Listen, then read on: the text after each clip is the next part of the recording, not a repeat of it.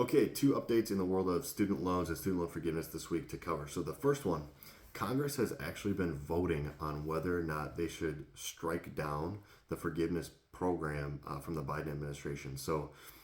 Earlier, the House voted on it and it passed by a vote of 218 to 203, which wasn't too shocking because the House is controlled by the Republicans. So it was expected that it would just die immediately in the Senate. So interestingly, it actually passed in the Senate by a vote of 52 to 46. So there were several Democrats and independents who actually voted in favor of canceling this student loan forgiveness program altogether. So it actually made it all the way to President Biden's desk where he vetoed it. And so at this stage in the game, to be able to cancel his program through congressional votes, it would now take a 2/3 majority, which will be much more difficult than the simple majority that the two chambers of the Congress had when they passed it the first time.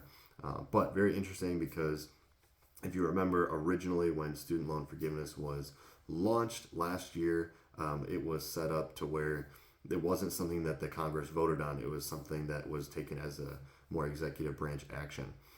So that was just interesting to see where the Congress lands and how close they, in a way, how close they got to actually saying, hey, we don't think this should go through. So the second piece of news that you need to know today regarding student loans is there's been a new package actually proposed in the Senate to address the student loan issue, not specific to forgiveness, but more broadly. So the group kind of proposing this new package of bills came out and basically said, hey, even if you do forgiveness, the level of outstanding debt will return to current levels in just 5 years. And so they want to kind of take a different approach and say, are there root causes here that we could address through legislation? And so I'll link the article. There's a number of different things that they're proposing. Three of them that stood out to me that I thought were interesting is one, requiring colleges to use a uniform template basically for sending out financial aid letters to make it more clear to students, just easier to understand the information up front. That was the first one. The second one is that there would have to be more information provided to students about what's the length, the term of their loan going to be, what would their monthly payment be likely to be, and at their college with their program, how much are they likely to make after graduating, to just make it more clear cut for students what they're getting into and kind of what to expect out of it.